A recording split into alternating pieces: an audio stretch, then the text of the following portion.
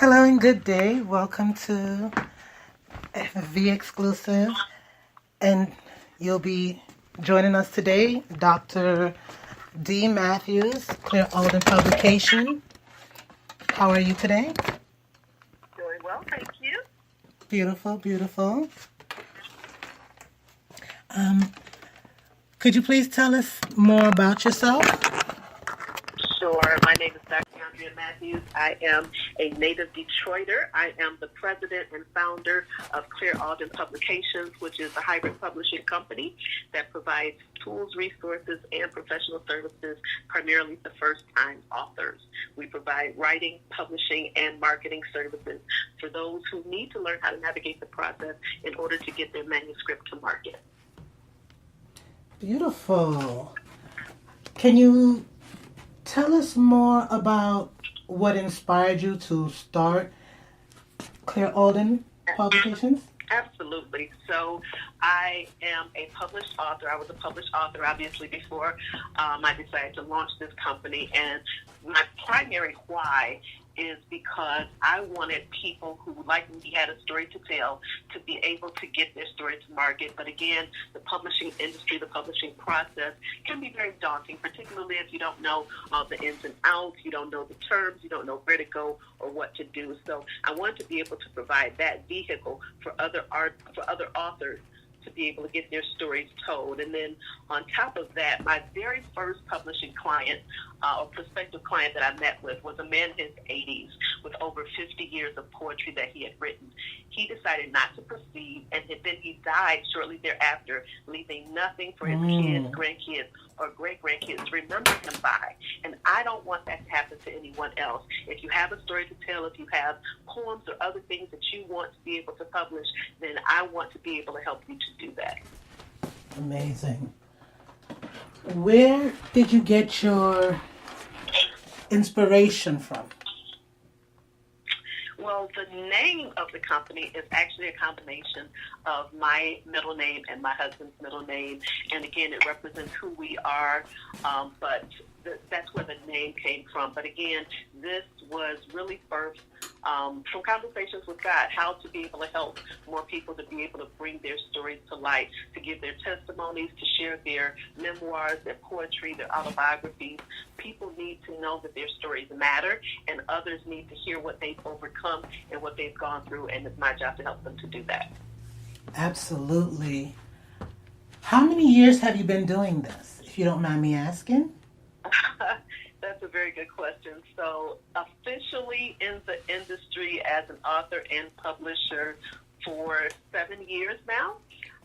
But again, my writing predates becoming a published author. So again, before I even decided to become an author, just because of who I am and my personality, I dove in head first, trying to find out everything that I could about the industry, reading all types of books, attending professional development, joining writers groups, just to be able to learn for myself. And then after, being able to do it a few times for myself, being able to help other people as well. Amazing.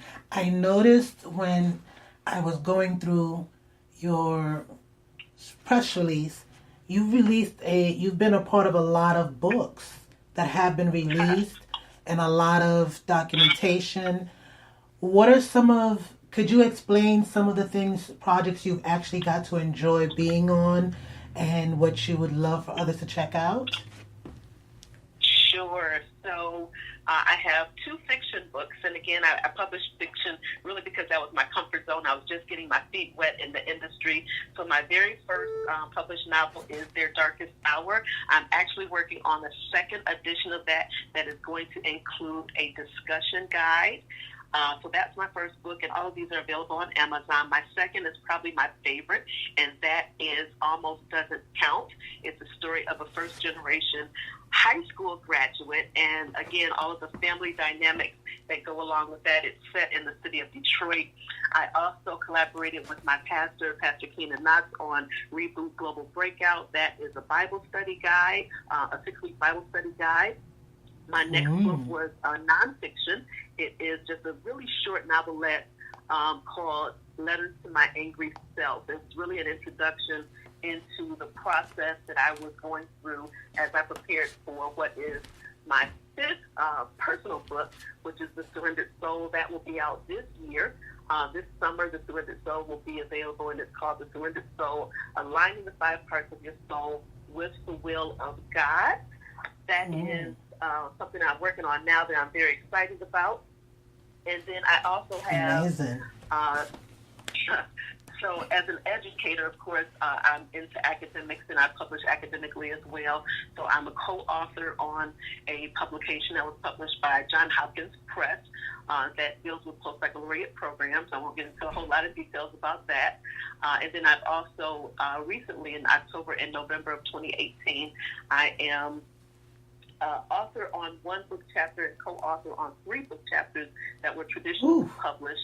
One published by Rowman and Littlefield, the other one published by Emerald Publishing. And again, all of these are available on Amazon. One is Engaging Campus Diversity. The other is Campus Diversity Triumphs. You can see that I have my hands in a lot of different fields. Definitely. So, we're going to be sharing some of your books.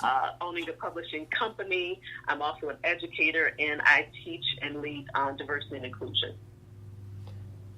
Wow. I am... to say you've been busy is an understatement. What is your writing process like? Say that again. What is your writing process like? The levels to your writing. Very good question. So I tend to be very methodical when it comes to writing. So I am the one that always has an outline. I use the very large sticky paper so that I can write my outline out and keep it as a visual. So every time I come into my home office, I see it. It's a reminder to sit down and get my writing done. So it starts with the outline. I have a list in Evernote of the different books that I like to write. So I've got some book chapter titles and other book titles that are to come. But my process is really starting with the outline, doing that brain dump, making sure that all of the subjects and subtitles that I want to cover in the book are written out. And then from that process, doing my research. Research is an important part of the process, and probably the lengthier part of the process, getting all the statistics and other information that you need in order to be successful. If it's nonfiction, if it's fiction, you still need to do research because you need to make sure that you understand the characters. You need to make sure you understand the setting, and that could include interviewing some people who are very similar to the characters that you're going to be writing about, or even going and spending time in the setting so that you're really inhaling it all, and you can then replicate it in the setting of your story that you're going to create. Wow. That is definitely a writing process. And when I look at, for instance, The Surrendered Soul, you have, just based on it, the mind, the emotions, the will, the memory, and the imagination for your upcoming book release this June. So I can only imagine how you had to break down the entire process just to bring that information forth. Could you explain more of what we should be looking forward to? Absolutely. So this project, The Surrendered Soul, is really heartfelt. I'm almost embarrassed to admit that as I was looking through my notes trying to see when exactly did I start research and everything on The Surrendered Soul, it's a little embarrassing to admit that my notes go all the way back to 2008. So this is a labor of love. And again, a lot of what I will talk about in this book is something that I had to go through in order to really discuss it, because I'm a firm believer that you don't have authority over something unless you've gone through it and conquered it. And that's going to be the best person, that's the best and most authentic voice to be able to talk about it for somebody else. Now, when it comes to the soul, most people remember hearing at some point that the soul is the mind, the will, and the emotion. Mind, will, and emotions.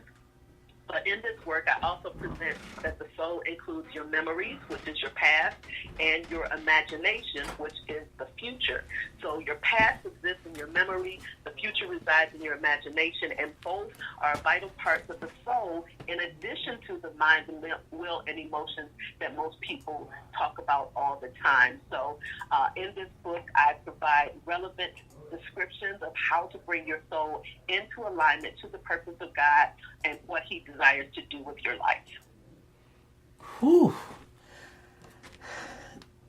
I would absolutely be excited to read this book when it's available. Excellent, excellent. It is a labor of love, and a part of it is me being a perfectionist, and I'm a recovering perfectionist. I'll say it like that, and really wanting to make sure that the information that I release into the marketplace is accurate first and foremost, but also that I provide enough examples that people really understand what is required and the discipline that it takes really to bring our lives and our desires into accordance with the will of God for our lives. That makes a lot of sense. When I realized, like, for instance, your editing tip, do not edit while writing, just write. Yes. You can tell that your focus is don't question what you're doing, just do it.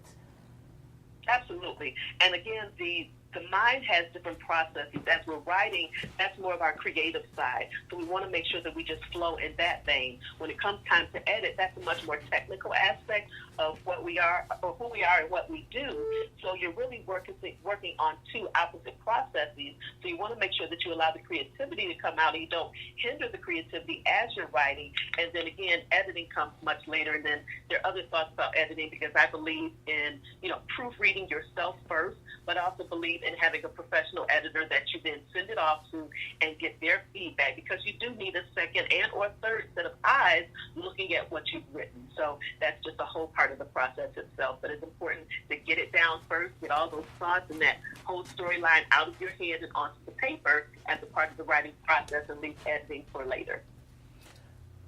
Makes absolute sense. Now, for instance, if someone was interested in becoming an author, what would you recommend, and if they were interested in contacting you? So this is a double question. How could they contact you in regards to such? Well, the first thing that they could do if they want to become an author, become a writer, how do I start? That's a lot of questions that people have. They can go to our website. I actually have a free download that allows people to get started. It's the pre-writing process, and it's called Unwritten. So Unwritten is really what's going to eventually become an online course, but it's Unwritten from blank page to published author. And Module 1 is free on our website, and Module 1 is on pre-writing. So all the things that you need to know, understand, gather before you really get into the story itself. It talks about how to start the process, even if you don't have an idea, but you know you want to write. Well, what are the things that you're interested in? What are the experiences that you have? What are the skill sets that you have? And then who are the audiences that you're already connected to? And from that process, being able to determine where you have the biggest bang for your buck, if you would, and that would be your sweet spot, or the place where you could add the most value in having something that you're going to write and contribute to the industry. So, having said that, the website, our website where you can find this information or anything about the company and how to get in touch with us, www.clairealdin.com. That's CLAIREALDIN, clairealdin.com. You can go to our website. It has links so you can contact us directly. If you want to email me, you can email me at info@clairealdin.com. So those are just two vehicles to be able to get in touch with me, so that you can answer any questions, set up a consultation if you'd like to find out more about the publishing process. If you already have a manuscript, or you already have something that you're working on and you want to find out about the publishing process, we have a couple different ways to help people, because again, we're a hybrid publishing company. So if you don't know what to do, we can definitely do it for you. Or if you just need to know the steps, you're computer savvy, you can take care of all of that yourself. We also have a package that's available for those. Okay, you've heard her. You know where to find it and how to get it. Now, on to some interesting questions I have. Do you view writing as a spiritual practice? That's a very good question. So the easy answer is yes. A part of, as you say, spiritual practices, I do write because I'm a dreamer. So I have a dream journal. I write in my dream journal. I also write on a daily basis, just as a part of my own healthy self-care, if you would. So journaling is an important part of who I am and what I do. I love to write. I'm the type of person that has to keep a notebook with me, and if I don't have a notebook, I'm either texting myself or sending myself a voice message to remember what's going on at the time because I'm always processing. I'm always coming up with ideas. As a visionary, there's always something that's dropping in my spirit to say, okay, this is something you need to think about. This is something you need to do. This is something you need to share with somebody else. So, a lot of people might have a notebook by their pillow. Because you're always coming up with these great ideas, you need to be able to jot it down before you forget about it. So writing is a part of who I am. It's a part of what I do. So it's very much a part of my everyday life. I can actually hear it in your voice, the passion you have for it. It makes me wonder, based on the amount of writing you've done, if you had to look back from your first book to where you are now, how has your writing changed? It has definitely evolved. I've learned so much more about the industry, about the process itself, and I believe in being a lifelong learner. I believe in remaining teachable. So every year I want to get better than I was the year before. So definitely from my first book, which released in 2013, I have grown, I have evolved, I've become better at what I do, which is a part of the reason why I'm going to go back and do a second edition. I know so much more now than I did as a self-published author when that first book came out. So I want to improve upon the process. I want to be able to provide more for my readers and also be able to show people how to get it done because, again, as we continue to grow, as we continue to evolve, we want to be a better version of ourselves, and we want to make sure that that's represented in the marketplace as well. Exactly. What type of, writer's blocks? Have you ever faced it? And if you have, or you know others who have, what would you recommend to avoid it? So writer's block is something that people talk about a lot of times. And, I've had people tell me that they've experienced writer's block. But if I'm going to be honest, please be. Writer's block is not something that I necessarily believe in, and I'll tell you why. For me, I always use an outline. So using the outline, using these visual cues and other things that I have to help me along in the story prevents me from having writer's block. If you are doing your research, if you're doing your due diligence in the writing process, writer's block is not something you're going to experience.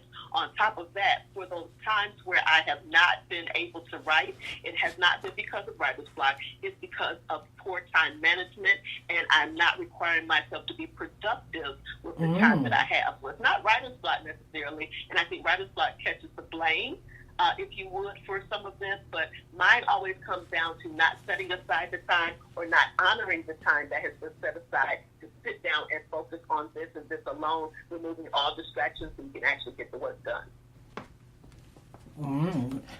So now that we've addressed the writer's block, because I've always noticed that's a big issue when I'm looking at authors and what a lot of people discuss, my next question would be, who are some of your favorite artists, writers, I should say? Because they are artists. Writers are artists. They're creating written visual. So my main thing is, who is your favorite authors currently and past, and current books that you would love others to check out? Oh, wow. I am such a book nerd. That is a hard question. My number one all-time favorite author is Ted Dekker. He is a Christian fiction author. And, again, he has such a huge list of books. I've read most of them. And, again, I love his suspenseful style. So he's my all-time favorite author. Aside from that, I am a fan of Black authors in general. So I have a huge collection of African-American literature. I can go down the list of many, many authors, whether it's, Maya Angelou, Toni Morrison, Terry McMillan. There are a lot of authors that I admire, and again, depending on the season that I'm in is who I'm reading, but I'm always reading. I am always writing. It's just a part of who I am. So those are just a couple of people that I admire and whose books I actually have. I have a huge library. I can only imagine. Were you always interested in reading, or did you find the passion getting stronger as you started to write? I have always been in love with reading and writing. It started very young. In my elementary school, I was a part of a PBS game show that was called Reading Road Quiz. Nice. And in preparation for Reading Road Quiz, as an elementary school student, and I participated in 3rd, 4th, and 5th grade, we had to read, and it seemed like 100 books to me. I don't know how many it actually was, but we had to read a ton of books in order to prepare for that game show. So my love of reading developed early, and it was actually as I was reading those books, preparing for the game show, just loving the whole process, that I said then that I wanted to become a writer one day. Well, when I went off to college in my undergrad experience, I minored in children's literature because I always thought I'd be a children's book writer, just because I developed that love as a child. Well, one day I will write a children's book, but I don't think that that's where my main focus is. But again, my love for reading, my love for writing has been a part of who I am since very early on in my childhood. I definitely, listen, like, I love to read, and I've always wondered if I could write, but I myself don't see myself as an author. I prefer to read. I prefer to visualize others' words. Great. You know, so, but I love the way words come to life. Yes. What are some of your favorite book genres? So that's a good question. My favorite genre is obviously Christian nonfiction, because I'm always looking to educate myself so that I can then educate others as it relates to growing in our spirit walk, or feeding our spirit man. So that's going to be number one. Outside of that, I like reading biographies and autobiographies, because I believe that there is richness in other stories. Absolutely. We don't have to experience everything ourselves, but as we learn from others, as we read about other stories and things that they've been through, we can glean those lessons, we can glean that wisdom from their stories. I very rarely read fiction, but there are a couple great fiction books that I've read that, are just really good to have in the library. So I don't discriminate between fiction and nonfiction, even though my preference would be nonfiction. I love, again, the autobiographies, historical reference, memoirs, and as such, that's where my preferred genres are for those who I want to assist with bringing their stories to life as well. You know, I can basically see a lot of books. I can see a library just waiting to be read in your office. Just a room of, I can't even see it in your office. I see a library all on its own. Yes, absolutely. Absolutely. Both the books that I've read and reread, and those that are sitting there waiting to be picked up. Knowledge is power. It is power. Yes, definitely. Could you tell me about Almost Doesn't Count? I don't want us to forget about talking about that, please. Yes, so Almost Doesn't Count is by far my favorite book to date that I've written. And so recently released. First of what I do as a full-time employee. So I work for a major public university, and the primary audience that I work with are first-generation college graduates. So this story was both first in my experience as an educator, but also from working with first-generation students. Now, even though I work every day with first-generation college graduates, some of them are actually first-generation high school graduates. They're the first in their families to graduate high school and go on to college. So I wanted this story to really talk about that experience. And because Detroit is my hometown, it's based in the city of Detroit, and it deals with just some of the things that we experience as a part of urban culture. So this story is near and dear to my heart. I won't do any spoiler alerts, but Almost Doesn't Count is a great novel. It's not extremely long, because, again, it tells a story and then it's designed to spark conversation. Let's talk about some of the things that have gone on in this novel. We have some family dynamics that need to be discussed. You have a matriarch, and I don't know if you remember, just growing up in the neighborhood, they were these, grandmothers and mothers that, kind of were the neighborhood mothers and grandmothers. It wasn't just limited to one family or one house. And you have these dynamics that come forth in the book. So it's a great family novel. It's a great novel that talks about overcoming obstacles and being victorious at the end of the day.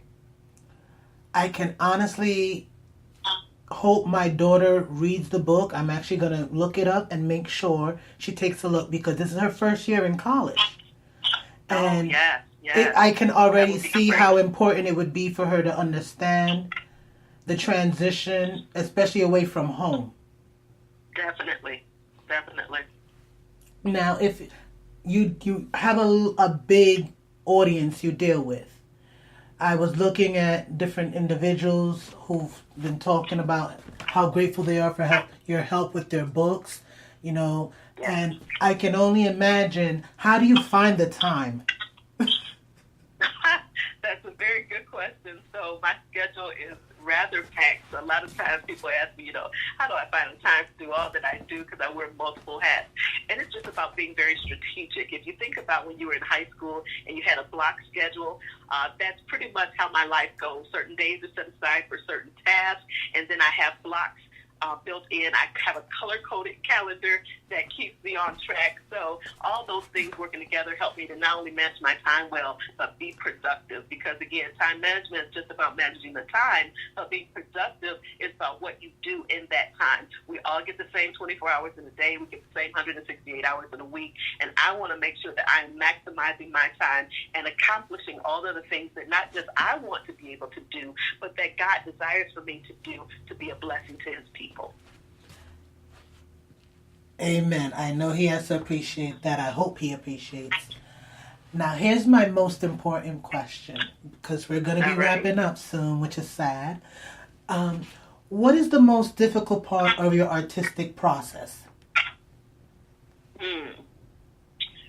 That's a good question. The most difficult part of the artistic process for me has been really explaining all of the nuances to others. Because, again, in this publishing industry, as I'm working with individual clients, they come to me at various stages, various levels of understanding, various personal experiences and business experiences. I've been privileged to mend a lot of hurt because, again, not everyone who is in business operates in integrity. So I've had the privilege of, again, restoring faith in humanity, restoring faith in those that you trust with Thank projects, goodness. and also with your time and your resources. So I think the most difficult part is in really navigating that part of the process, making sure that I'm explaining things in a way that they understand everything that goes into it, the time factor, the resources, and things of that nature. So, again, I'm very familiar with it, but taking the time to make sure that I'm explaining the process and making sure that I'm keeping people involved. Again, communication is huge, and everything communicates. So if I'm not calling or texting or emailing updates, that in itself communicates to my clients. So that, I think, is the most difficult part of the process, is just making sure that even though I know what's going on, that I maintain communication with those that I'm working with and explain it in a way that they're comfortable and they know what the next steps are. That sounds very comforting, especially the pressure alone of writing anything. Book, I put it like this: in order to become a movie, you have to have been written, and in order to write it, you know, it's a manuscript. So every time you write, it's a chance to become a movie. It's a chance to become. That's great. I like that. Yeah. So you want to be able to let everyone know, if you're interested in one day ever taking it to the next level with writing, even getting into the form of directing, understanding the importance of writing and connecting with and networking with people in the writing industry is important. So, on that note again, could you please tell them how they could reach you? All right. So again, Dr. DeAndrea Matthews, I'm the president and founder of Claire Aldin Publications. You can check out our website at www.clairealdin.com. That's CLAIREALDIN.com. You can also email at info@clairealdin.com, or you can call at 480-788-1160. And please follow us on social media. You can reach out on social media at Claire Aldin, and that's on Instagram as well as Twitter. And you can find us on Facebook, Claire Aldin Publications. You hear that? Right here, Claire Aldin. You can find them on Instagram, Twitter, Facebook, online. Don't forget, the books are available on Amazon. So if you're interested in checking out any of the books, would you love to share some of the titles for any of the Claire Alden publications? We have Darkest Hour, let me let you explain because you know how many titles and there's so many. Please. All right, so my personal titles are Their Darkest Hour, Almost Doesn't Count, Letters to My Angry Self. Coming this year is The Surrendered Soul, and then I also have some great authors that I've worked with, Brian Matthews, Pastor Kim Brooks, Please Anita share. Morgan, Elder Kate Brundage, Dr. Michael J. Rice, Pastor Mike Robinson, Prophetess Mary Hemingway, Denise Crombie, and Lady Gail Dawson. Those are all Claire Alden authors, so if you're interested in joining the Claire Alden family of authors, just reach out and let us know. Absolutely. Now that is definitely a family. Yes, indeed. Yes. So, one last question, I guess, before we do leave. Okay. If someone is interested in reaching out, is there any specific genre you deal with, or are you open to multiple different types of authors? We are open to multiple types of authors, but we do have preferred genres. The top preferred genres would be Christian nonfiction, and that could be memoirs, poetry, historical reference, autobiographies. We also publish Christian fiction, so those are just a few of our preferred genres.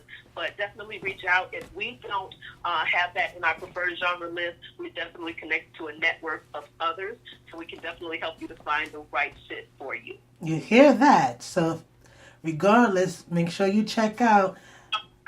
She knows where to go and who to connect if you're looking to become an author. Don't limit yourself. Look, see opportunities. I want to thank you so much for taking your time and talking with us. It's been an honor. Thank you for the opportunity. I appreciate it. And I want to, we appreciate it. Thank you again. And again, this is Dr. D. Matthews of Claire Alden Publications. You can check their website out, www.clairealden.com, or check them out at Facebook, Instagram, Twitter. Again, thank you for being here. And if ever, would you be gracing us with a future opportunity to discuss any other books or releases in the future? Absolutely. I'd love to. Thank you. It's been a pleasure, and please have a very great day.